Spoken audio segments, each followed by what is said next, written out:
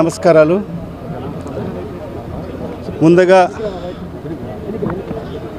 రాష్ట్ర వ్యాప్తంగా ఉన్న నా ముస్లిం సోదరమణులకు, మరీ ముఖ్యంగా నా కడప నియోజకవర్గ ముస్లిం సోదరమణులకు అందరికీ కూడా ఈద్ ఉల్ ఫితర్ శుభాకాంక్షలు తెలియజేసుకుంటున్నాను.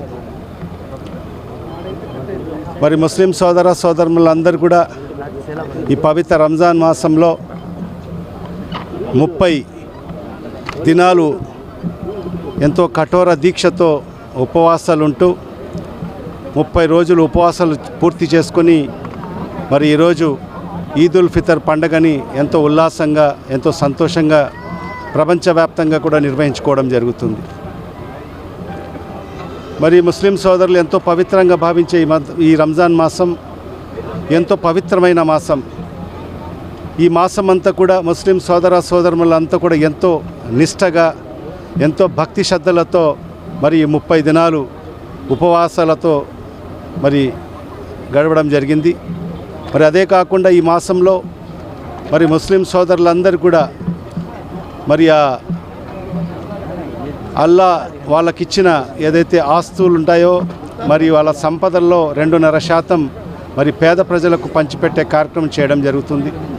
మరి అనేక సేవా కార్యక్రమాలు మరి రంజాన్ మాసంలో ఏర్పాటు చేయడం జరుగుతుంది. మరి ఇవన్నీ కూడా చూసుకుంటే రంజాన్ మాసం అనేది త్యాగానికి ప్రతిరూపం.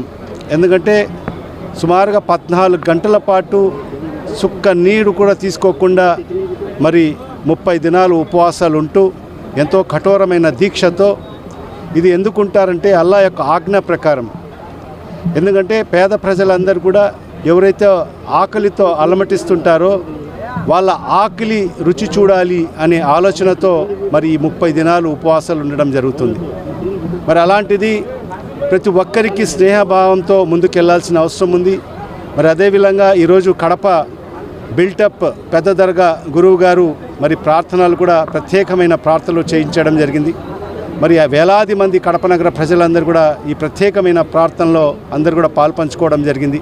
మరి గురువు గారు ఇక్కడ ప్రార్థనలు కూడా చేయడం జరిగింది. ఈ రాష్ట్రం సుభిక్షంగా ఉండాలి, ఈ దేశం సుభిక్షంగా ఉండాలి, ఈ రాష్ట్రంలోనే రైతన్నలు సుభిక్షంగా ఉండాలి, ఈ రాష్ట్రంలో మంచి వర్షాలు కురవాలి, మరి అదేవిధంగా ఈ రాష్ట్రంలోనే నిరుద్యోగ యువకులకు మంచి ఉద్యోగ మరి ఉపాధి అవకాశాలు రావాలి, మరి అదేవిధంగా ప్రపంచవ్యాప్తంగా కూడా శాంతి ఉండాలి.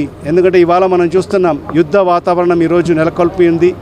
మరి అలాంటి యుద్ధ వాతావరణం నుంచి మనము శాంతి వైపుకు ప్రతి ఒక్కరు కూడా కృషి చేయాల్సిన అవసరం కూడా ఎంతైనా ఉంది. ఈ ప్రపంచంలో